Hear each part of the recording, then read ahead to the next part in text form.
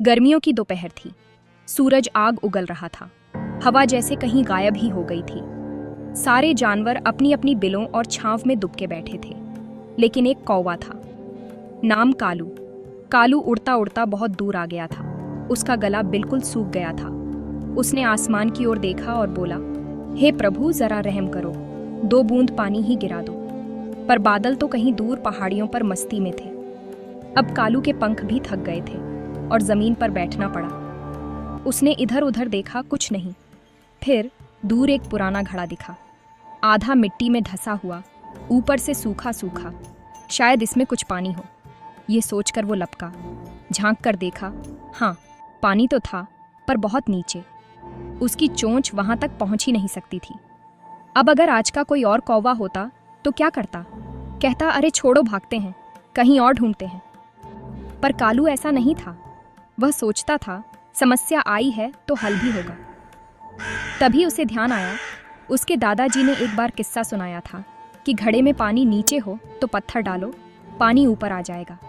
बस फिर क्या था। कालू ने पास पड़े कंकर बीन बीन कर घड़े में डालना शुरू किया। 1 2 3 घड़ा धीरे धीरे भरने लगा। पर जैसे ही पानी ऊपर आया, एक छोटा मेंढक भी छलांग मारकर बाहर आया। कालू चौंक गया। अरे तू कहाँ से आया?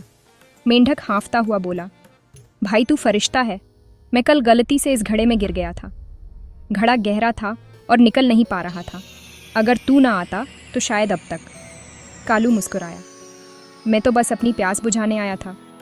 मेंढक बोला, पर तूने मेरी जान भी बचा ली। अब जल्दी पानी पी ले, बहुत मेहनत की है तूने। कालू ने चोंच घड़े में डाली और घटाघट पानी पी गया। ठंडा मीठा जानदार पानी। उसके पूरे शरीर में जैसे फिर से उड़ान भरने की ताकत आ गई। उसे अब उड़ जाना था, लेकिन कुछ सोचकर वह रुक गया। उसने फिर से घड़े में झांका।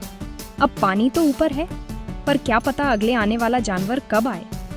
अगर तब तक पानी फिर नीचे चला गया तो? कालू ने दोबारा पत्थर उठाए और घड़े में तब तक डालता रहा जब तक पानी बिल्कुल ऊपर तक नहीं आ गया। मेंढक बोला, तू अब भी डाल रहा है? कालू बोला, मैं तो अपनी प्यास बुझा चुका, अब किसी और की बारी है। कुछ ही देर में एक बूढ़ा कौवा कांपते पंखों के साथ उड़ता हुआ आया। उसने घड़े में झांका। पानी देख उसकी आंखें भर आईं। धीरे से पानी पिया और कालू को देखा और बोला, बेटा, आजकल लोग अपने बात किसी को नहीं सोचते, तो मेरे लिए पहले से पानी छोड़ दिया। तेरा यह काम एक दिन जरूर लौट कर आएगा। फिर क्या हुआ? उस दिन के बाद कालू ने एक आदत बना ली। जहाँ कहीं भी पानी पीता, वहाँ थोड़ा पानी और छोड़कर आता। धीरे धीरे जंगल के दूसरे पक्षी और जानवर भी ऐसा करने लगे, और कुछ महीनों में ही जंगल में एक नई परंपरा बन गई। पानी सिर्फ अपने लिए नहीं होता। जो तृप्त हो गया, वो किसी प्यासे के लिए रास्ता जरूर छोड़े।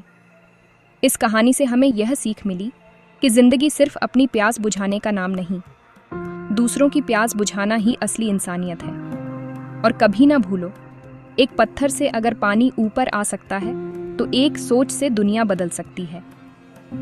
अगर आपको यह कहानी अच्छी लगी हो तो लाइक करें, कमेंट में बताएं आपको क्या पसंद आया, और इस प्यारी सी कहानी को अपने दोस्तों और बच्चों के साथ ज़रूर शेयर करें।